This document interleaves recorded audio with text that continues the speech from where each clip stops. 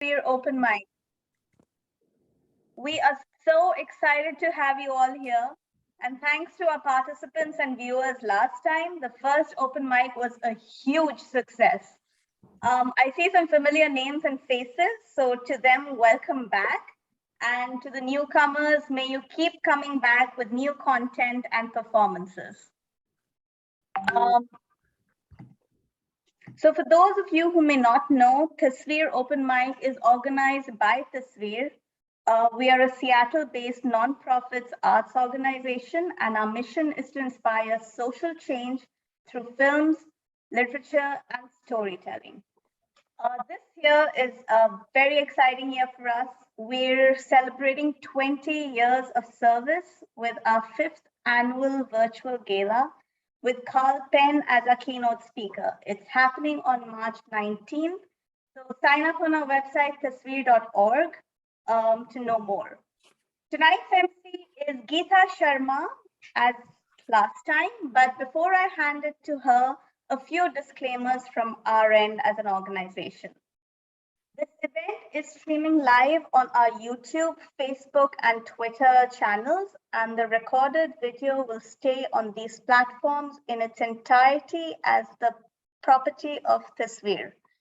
We will not be able to edit anyone out. Your image and video may be used on our newsletter and social media to highlight our work.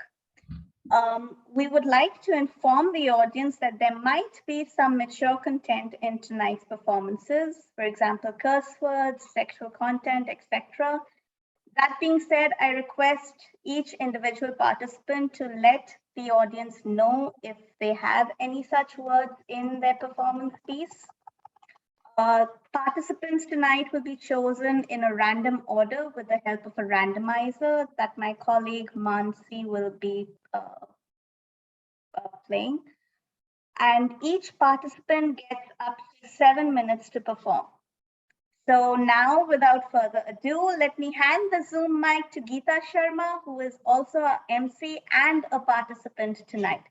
Geeta, over to you. Well, welcome to Tasveer's second open mic. So I will be your MC tonight. A little about me. I participated in the last Yoni Ki Baat, one of Tasveer's events in 2020. I have lived in Seattle for over 20 years and I have attended open mics on and off since 2002. Poetry has been a lifelong passion of mine, and I'm really happy that Tasveer has taken the initiative to start this South Asia focused open mic. So I want to add a couple of things for audience and everyone. Open mics are the places where artists are beginning to spread their wings, and you, the audience, are very important for the artists. There is no art without an audience. So we would love your appreciative comments and encouragement. And for the participants, if you want, take a minute to tell us about yourself, your name and your pronouns, and also anything you want to say about yourself. This is a warm and welcoming circle, and we want to get to know you. So sit back and enjoy, and let us begin.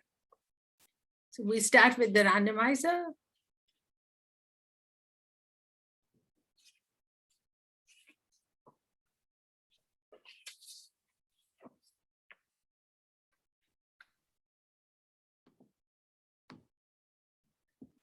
Okay, can everyone see my screen?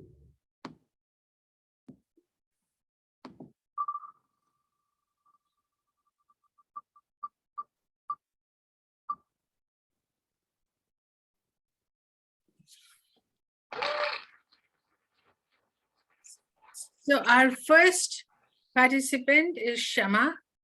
Is Shama, Is has she Shama here? joined?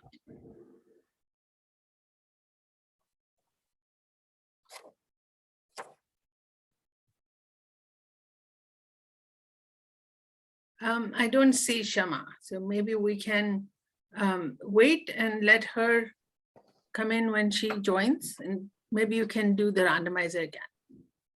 Okay.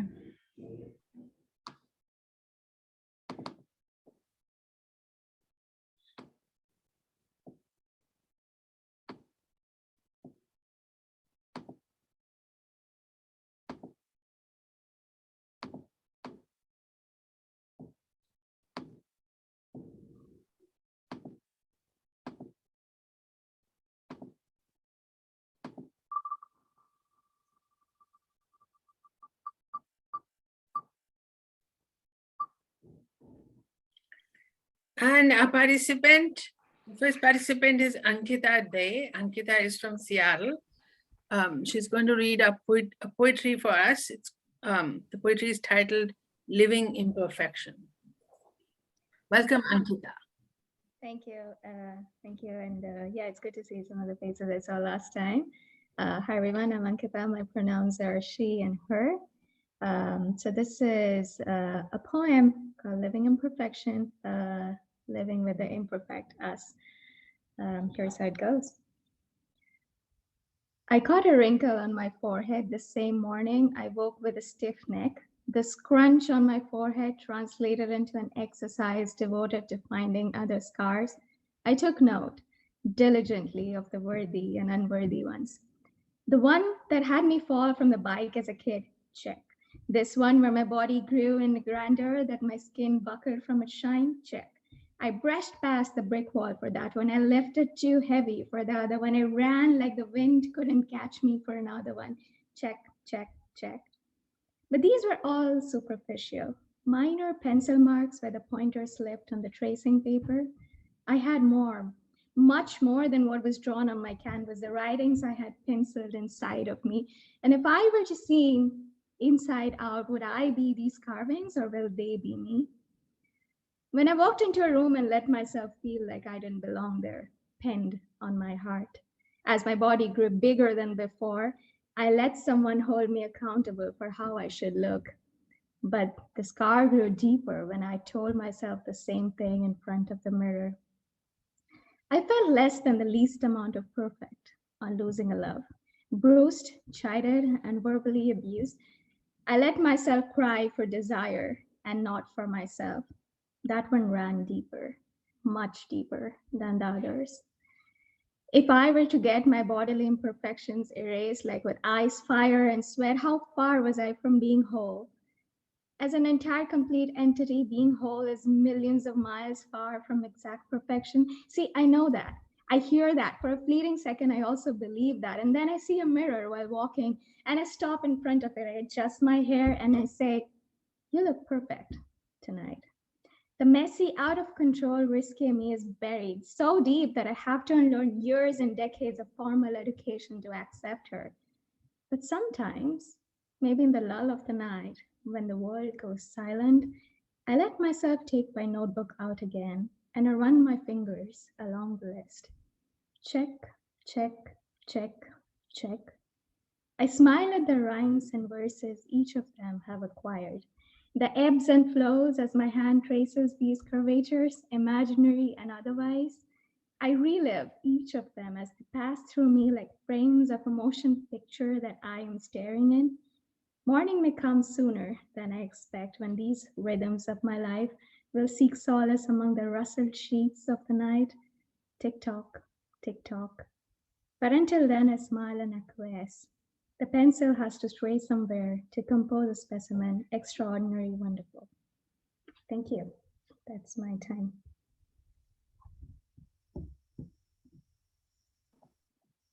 Very beautiful. If you want to unmute and compliment our first performer, Ankita, feel free to do so. And meanwhile, Manasi, let's get set up for the second randomizer. Amazing performance, Ankita. Love the poem. Thank you. Thanks so much.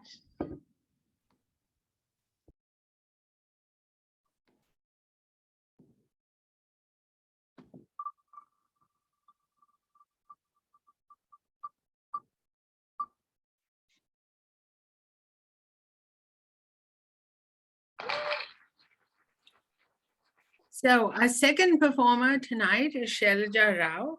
And is Shahlaja Rao available? Yeah. Hi, Shahlaja. Shahlaja is from Virginia, and she'll also read a poetry prose for us titled Identity. Hi, everyone. I'm Shahlaja, and pronouns are she and her. And this is my very first time on this platform. So it's exciting and nervous as well. Just wanted to give you a brief intro on my pieces.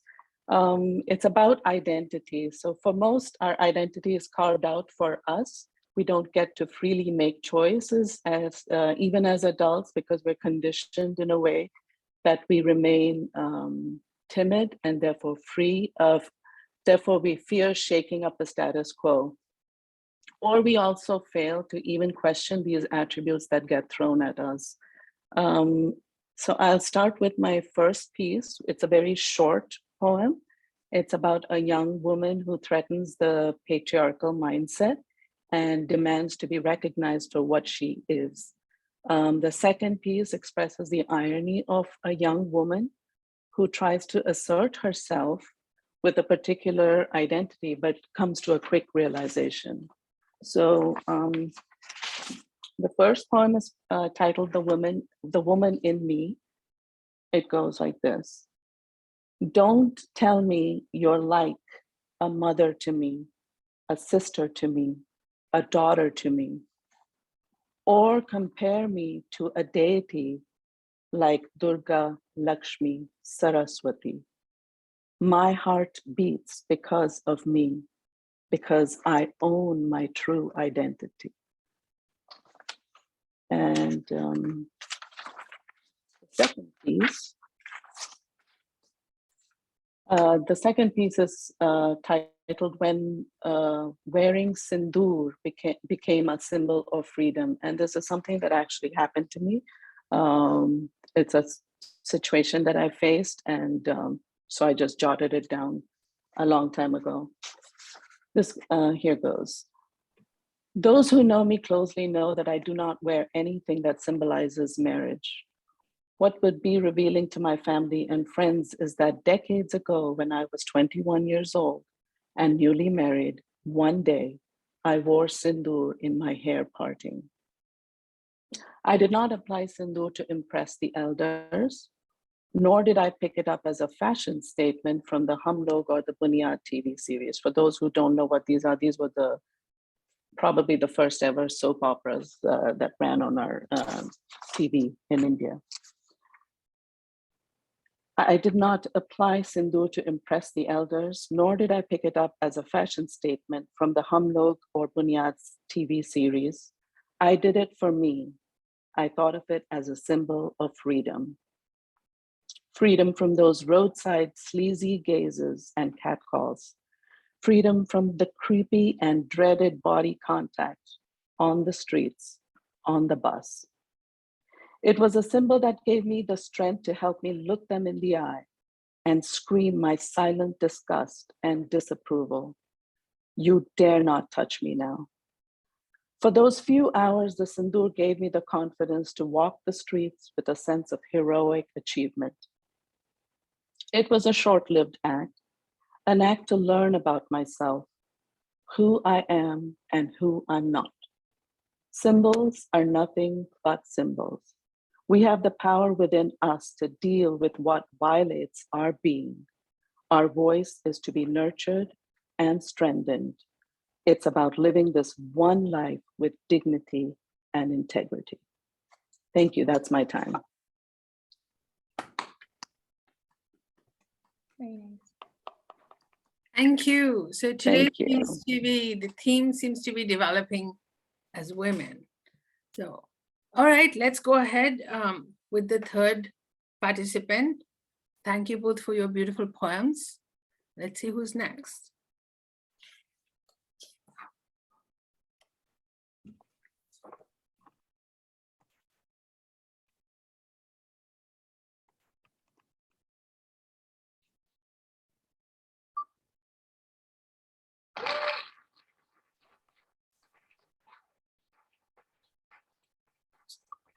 So our next participant is going to be Shrestha Sen from Las Vegas. And she's going to read poetry for us in the poem titled Image. Hi everyone. Thank you so much to everyone who's read so far. That was so great. Thank you. And also thank you to Tasveer for organizing this. I'm really glad to be here and looking forward to attending many more, please. I'll read a shortish poem called Imagine Sisyphus Happy. Imagine Sisyphus happy. Every morning, my mother would wake at 4:30 a.m., cook our lunches, spoon mouthful after mouthful of porridge or cereal or whatever seemed quickest that day down my brother and my unwilling throats. After that, or however long dressing us took, she'd leave for the university to teach a different set of kids, a different set of spooning, I suppose. She loved them all. For 8 years, she woke me up, fed me, clothed me, went to work, returned, picked us up from our parents, cooked dinner, graded papers, and lived to repeat it all the next day. From the ages 5 to 12, I knew not how tired she was, could not tell you of her misery, or regrets, or need for rest and a Sunday nap. What did I know then of love's routine or patience but me, waiting by the door of my grandmother's bedroom for my mother to arrive and hold me once more? The only joy I worried after, my own, at being home every day and every day after. Thank you. So beautiful. I was almost there with you, waiting for your mom. And I know that, anybody who's a mom has gone through exactly that. And if you're a child, you've gone through that too. So beautiful. So let's go ahead and roll the randomizer. See.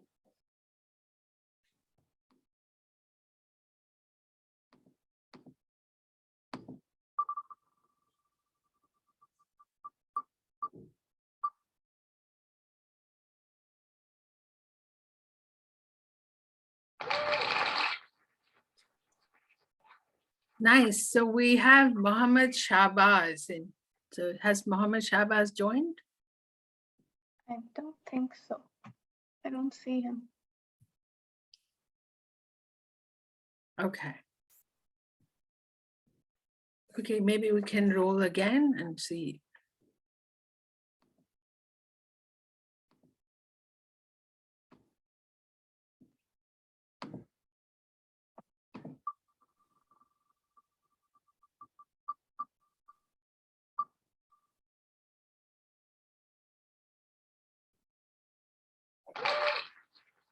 All right, Rupi. I know Rupi is there. Rupi Nath from Toronto, Ontario. And we're going to have a comedy performance titled Some Thoughts. Welcome, Rupi. Hi, everybody. A very different mood from all of this very beautiful, somber poetry that we've been sharing. But this is just how my brain works. I used to write poetry. I have some somewhere, but I can't find it right now. So, sorry, 1 second. Let me get my notes. I do not know how I ever used to stay up late. I'm in Toronto and it's 10 p.m. and I'm way more tired than a 30-something should be. Okay. So something I like to do is whenever I have to call tech support and I'll hear like, a thick Indian accent and I'm like, okay, it's one of us. But they hear my accent, right? And sometimes it's a long time from the beginning of the call to when they get my name. And I savor that moment because, this voice and then however long we've been talking, and then I get to say my name and hear them pause. And I have a choice. Like, do I say it correctly? Do I say Rupinder? Or do I say Rupinder? Like, do I make myself sound as white as possible? What is the impression I want to give? What does this tech support person think of me? This probable cousin of mine. I don't understand how, speaking of pronunciation in Punjabi, I don't understand how my mom doesn't say Zeds, even though there is a Z, like Zindabad is a word. There's a Z sound that exists within Punjabi, but for some reason she always says it as J. So like, the stripy animal that looks like a horse, Jibra. And it's just so cute. I love it. Yeah, my mom is great. I love her too. something else I find funny is that my dad did not want the Covax vaccine, and his reasoning was because it was made in India. And I was like, but Dad, you were made in India. Like, are you saying that you are also bootleg? But he's like, no, I want one of the European ones. And I was like, okay, I don't, there's so many layers to unpack here, but let's just burn the whole suitcase instead. I love my parents, I can distract them with pronunciation conversations. Like, I remember my dad and I were in an argument. I don't even remember about what, but he got very fixated on whether it was A space novel or AN space oval. Like, the word was OVEL. And this was for anyone, if anyone here is a young, this was in the 90s, before you could just look it up and settle the debate. You just had to fight and believe, and one of you was agreed to be right. And I miss those times, really, because sometimes you would have that conversation with someone and you would go your separate ways. Obviously, you know, not my dad, I see him all the time, but let's say like a school friend. I would say, no, it's definitely a novel. And then months, years later, they would say, no, you were wrong. I found out because of X, Y, or Z. And what a crazy thing that the human brain remembers. There's just these very specific facts and who told you, and that they were wrong, and you get that smug joy of correcting them. This is all my I was trying to keep to my clean material, so there's not a lot of it. On the note of my mom, she's great. She doesn't like cats, which seems to be pretty common for older Desi women, or like she doesn't hate them, but she's very much like farm mentality. She's used to having them outside the house. She thinks it's disgusting that I let, you know, something that poops in a box onto my bed. And she has a point. Like, when you think about it very logically, it is disgusting. Once she was over at my place, and for some reason, because I think it's because she doesn't like cats love her. Like, they want to gain her affection so much, because cats are just like that. Cats enjoy abusive relationships. The more disinterested you can seem, the more they want your love. So my little kitty cat was trying to get her attention, and she turns around to my little kitty cat and says in Punjabi, or I mean, I guess I could just, I don't know how many of you here understand Punjabi, but I could probably just say it in Punjabi. When I tell this joke to white people, I don't. Minu shad billi. Just because you've somehow convinced my daughter to put up with your poo hands on her bed does not mean you can entice me, or something like that. And I said, Mom, it's not like she understands Punjabi.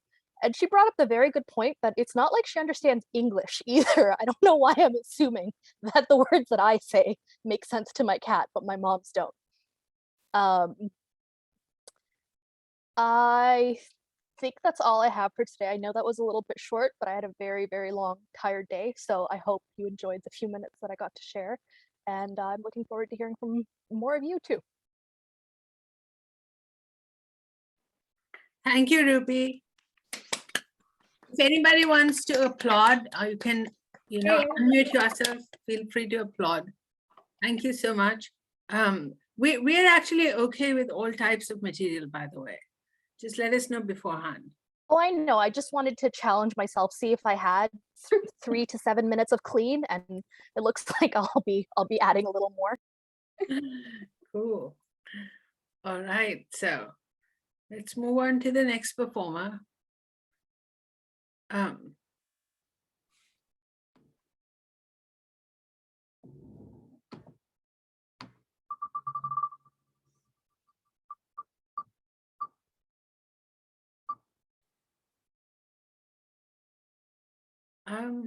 I don't know if Mohammed Shabazz has joined.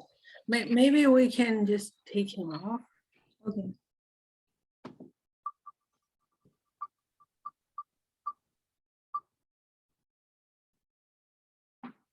And our next performer is Jeet Modi. And Jeet is from Mumbai, and we're going to have some stand-up comedy. Cool. Last time we had some more people from Mumbai, so Is Jeet here?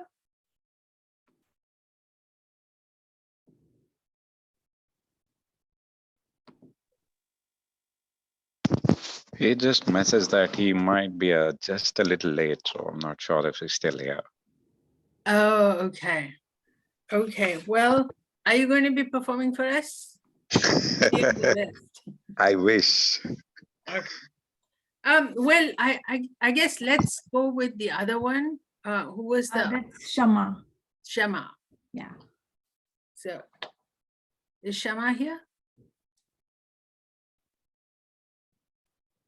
I think Shama also didn't join, right? I don't see her. Okay, what I'm going to do is I'm going to read you some of my poems and we'll wait and see if Jeet joins. Otherwise, we'll call it a night. Okay. So I have a couple of poems.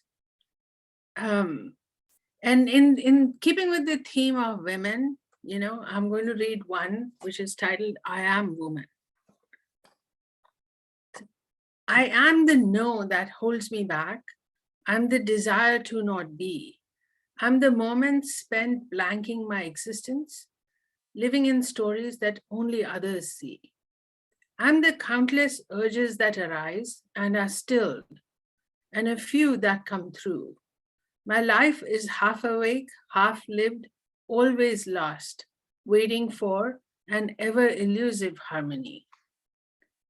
I'm the desire for perfection, never attained. I'm the life that still inexplicably, colorful, created, visible, imperfect, flows relentlessly through me. I'm an erotic sensuousness, clamped down, stifled, carved under a surgeon's scalpel, owned by society. I'm the restless spirit that nevertheless explores and wanders, holding on to the tenuous fibers of my own individuality.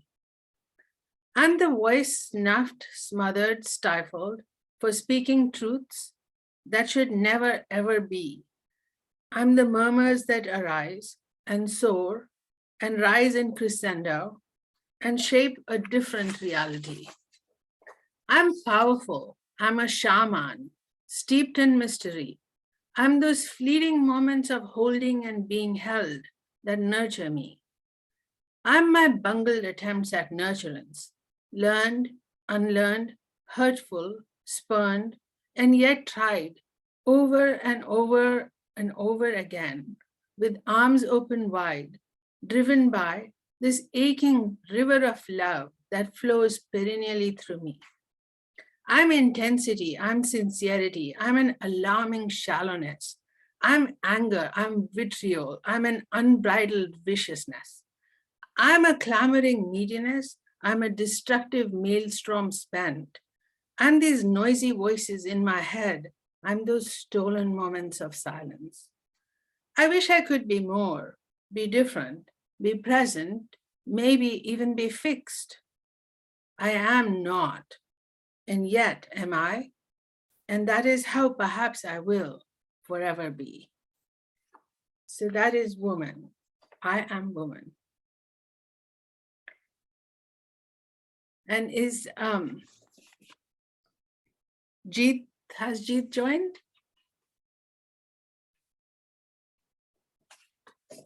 Okay, then you're going to hear another one of mine. Okay. So this is one of my very, very early poems. And this actually has a backstory.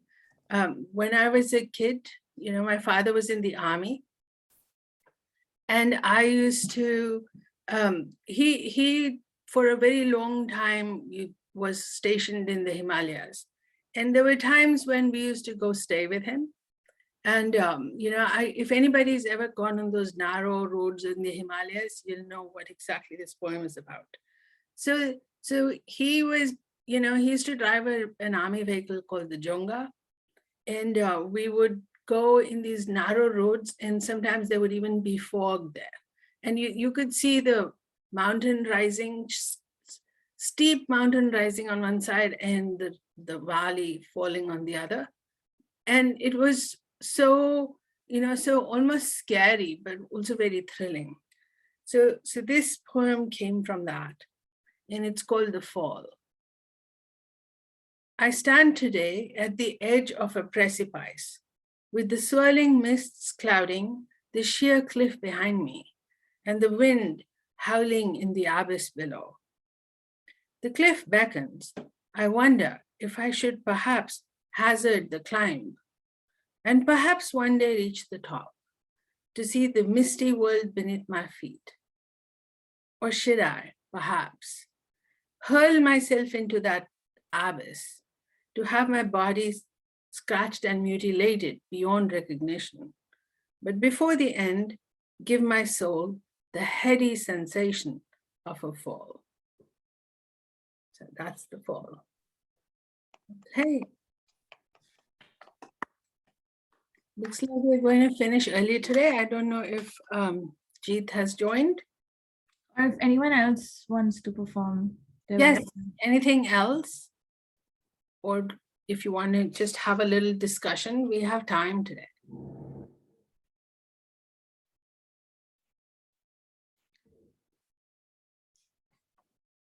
We also welcome any feedback or suggestions for the future.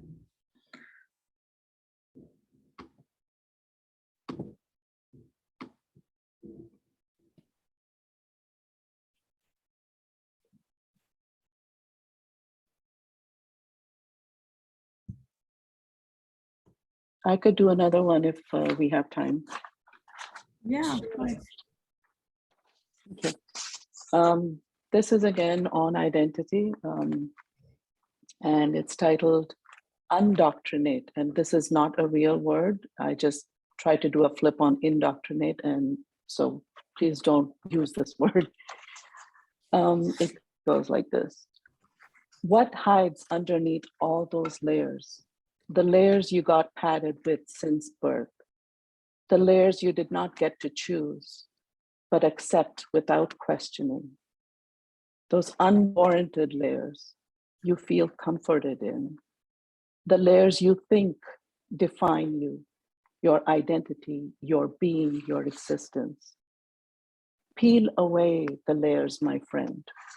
Peel layer after layer until you emerge to yourself. Thank you.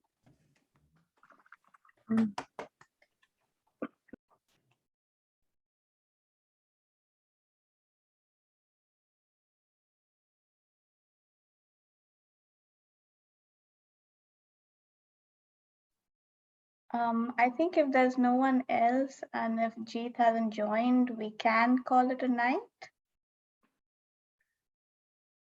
Okay, so do let your friends and know about this.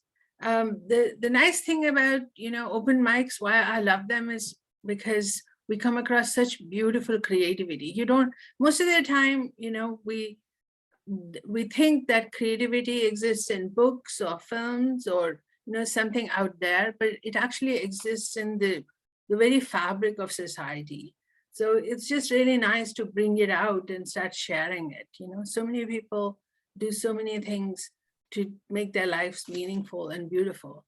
And so it'll be nice to come bring those and share them with all of us. All right. Okay, thank you, everyone. Thank you, This was everyone. good. Bye-bye. Thank you. Thank you, Ita. Thank you, Shita. Thank you. Good night, Bye-bye. everybody. Good night. Good night.